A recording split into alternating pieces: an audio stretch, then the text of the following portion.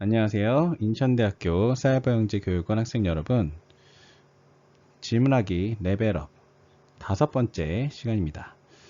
이번 시간에는 이전 시간에 배웠던 공간 탐색하기 2번째 심화 시간입니다. 공간 탐색하기를 배운 지 좀 시간이 지났죠. 그래서 여러분이 이전에 배웠었던 아이디어 탐색하기 방법을 한번 복습하고 다음 공간 탐색하기 2번째 방법으로 갈 거예요. 자, 그러면 저번 시간에 배웠던 공간 탐색하기에 대해서 다시 한번 생각해 보고 넘어가 보도록 하겠습니다. 자, 공간 탐색하기란 전에 배웠던 내용을 상기해 보세요. 선생님이 조금 더 풀어서 설명을 해 보도록 하겠습니다. 질문하기 방법 중에 공간 탐색하기란 문제사항을 전체적으로 보는 방법입니다. 그래서 부분적인 시야가 좁아지는 그런 문제점에서 벗어나서 우리가 문제사항을 전체적으로 보고 생각을 다양한 방향에서 접근해서 우리가 생각하지 못했던 다른 공간의 생각 공간을 얘기하는 거예요. 생각 공간을 탐색하는 방법입니다.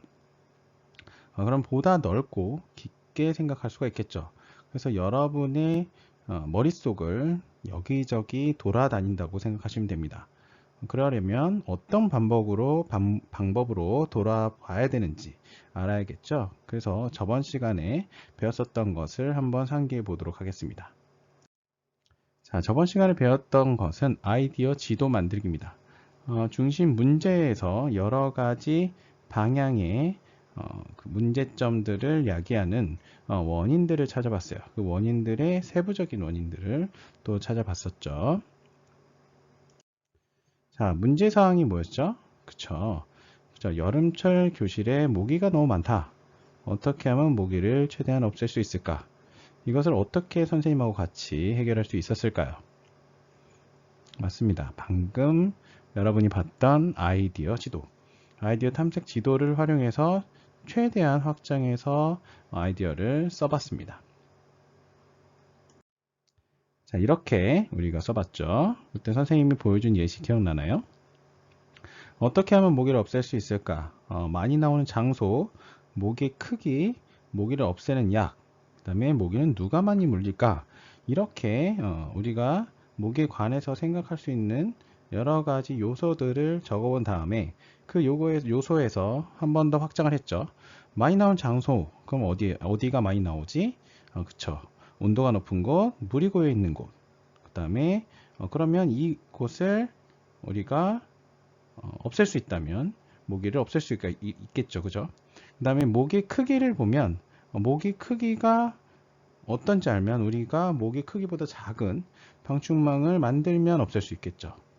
그래서 이런 식으로 우리가 아이디어를 확장해서 모기를 없애는 방법을 생각해 봤습니다. 이렇게 확장해서 생각을 하는 방법, 구석구석 생각을 확장해서 여러 가지 방법으로 아이디어를 생각하는 방법이 이런 아이디어 지도입니다. 그래서 아이디어 지도를 만들어서 여러분의 생각을 여러 가지로 더 생각해낼 수가 있어요. 그렇다면 이번 시간에는 어떤 방법을 선생님이 소개해 줄지 설명을 해 보겠습니다. 자, 이번 시간에는 생선 가시 기술로 문제의 원인 찾기입니다. 이 생선 가시 기술은 생선 머리하고 생선 꼬리가 있는데 생선 머리에서 생선 꼬리 방향으로 점점 원인을 찾아가는 방식입니다. 단순한 원인에서 점점 복잡한 원인으로 우리가 이동해 가면서 실제로 진짜 원인이 무엇인지 알 수가 있는 방법입니다. 그래서 점점 심화해서 원인을 찾다 보면 우리가 생각했던 문제사항을 해결할 수 있는 그런 방법에 다다르게 되겠죠. 자, 그러면 이것은 어떻게 해결할 수 있을지 한번 차례대로 알아보도록 하겠습니다. 자, 문제가 발생한 진짜 원인을 찾는 데 도움을 준다. 자, 선생님이 생선 가시 방법이라고 했죠. 정말 생선 가시처럼 생겼습니다. 그래서 오른쪽에는 큰 타원이 있는데 여기에는 문제사항을 적어주고요. 그 다음에 생선 가시처럼 되어 있는 대각선 방향에 우리가 문제의 원인들을 적어주게 됩니다. 그래서 이 원인들을 점점 심화해서 적어가면서 우리가 진짜 원인에 다다르게 되겠죠. 자, 그래서 선생님이 이전에 제시했던 문제들을 가지고 한번 연습을 해볼 거예요. 선생님이 같은 문제로 하는 이유는 여러분이 아이디어 지도로 했던 것하고 그 다음에 생선 가시로 했었던 것하고 서로 비교를 해보면서 어떤 부분들이 여러분이 진짜 원인을 찾는 데 도움이 되었는지 한번 확인해보고 탐색해보라는 의미입니다. 자, 그러면 정말로 우리가 실제로 원인을 잘 찾을 수 있는지 생선 가시 기술을 활용해서 실습해 보도록 하겠습니다. 자, 그렇다면 어떻게 하는지 알아야겠죠? 선생님이 차례대로 설명을 해줄게요. 자, 첫 번째는 종이의 오른쪽에 문제사항을 적고 이렇게 적은 글에 동그라미를 그립니다. 그리고 두 번째는 이 원에서 왼쪽 방향으로 직선을 쭉 그어서 선의 위와 아래에 약 45도 각도로 생선 가시처럼 보이는 선들을 그립니다. 그리고 각 가시마다 문제가 발생한 원인을 하나씩 써 넣습니다. 이 원인을 써 넣을 때 주의할 점은 가장 단순하고 바로 생각나는 원인은 머리 쪽에 쓰고요. 머리 쪽 가까운 곳에 씁니다. 그 다음에 점점 왼쪽으로 꼬리 쪽으로 이동하면서 이 원인도 있었지, 저런 원인도 있었지, 다른 원인을 생각난 것들을 덧붙여가는 방식입니다. 그래서 복잡한 원인이거나 생각이 늦게 나는 원인은 꼬리 쪽으로 가까운 곳에 씁니다. 쉽게 말하면 오른쪽 머리 쪽에서 꼬리 쪽으로 이동하면서 생각나는 원인들을 점점 덧붙여가면 됩니다. 그래서 처음에 딱 떠오르는 건 오른쪽 머리 쪽에 쓰고요. 그 다음에 생각난 거를 왼쪽에 쓰되 우리가 생각을 깊이 해봐야겠죠. 왜 이런 생각들이 났는지.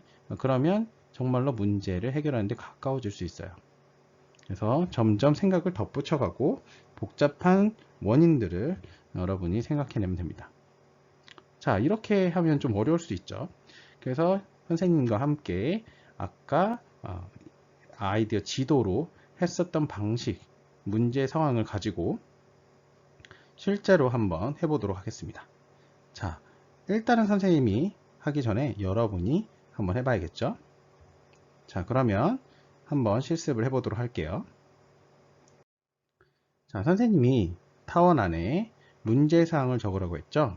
그래서 어떻게 하면 모기를 없앨 수 있을까? 이렇게 한번 적어보고 그 다음에 여러분이 생각하는 원인을 차례대로 생선 가시의 오른쪽에 머리부터 꼬리 방향으로 점점 더해가면서 단순한 원인에서 복잡한 원인으로 찾아가는 방식으로 적어보세요. 네, 선생님이 준비한 학습지에 여러분이 채워나가면 될 것 같습니다. 자, 잠깐 멈추고 여러분의 생각을 문제 원인을 찾아서 생선 가시를 채워보기 바랍니다. 자, 시작해 보세요. 자, 여러분 다 완성됐으면 선생님과 함께 선생님이 새로 만든 예시를 보면서 확인해 보기 바랍니다. 자, 선생님이 완성한 예시 답입니다. 물론 이건 정해져 있는 답은 아니에요. 선생님이 생각한 것을 흐름대로 생선가시 생각을 생선가시 기술로 원인을 찾는 방법으로 적어본 겁니다. 자, 선생님이 한 걸 차례대로 보겠습니다. 여러분이 한 거랑 한번 비교해 보세요. 자, 일단은 오른쪽에 어떻게 하면 모기를 없앨 수 있을까? 이렇게 했습니다. 자, 그 다음 선생님 첫 번째 생각한 건 모기가 좋아하는 곳은 어디일까? 이게 생각났어요. 그래야지 모기를 없앨 수 있을 것 같아서, 왜냐면 좋아하는 곳을 없애면 되니까.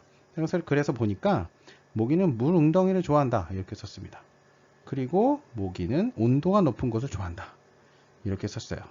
자, 그 다음에 생각난 것은 그러면 나는 어떤 특성을 가지고 있을까? 그래서 내가 모기에 잘 물린다 그 다음 나는 열이 많고 땀이 많은 편이다. 자, 그러면 내가 모기를 잘 물리는 이유가 있을 거예요. 그죠? 아, 그러면 모기는 열이 많고 땀이 많은 사람을 좋아하는구나 라고 연결해서 생각할 수가 있겠죠. 그쵸? 그래서 처음에는 모기의 특성을 생각해냈고요. 두 번째는 나와 연결된 모기의 특성을 생각해낸 겁니다.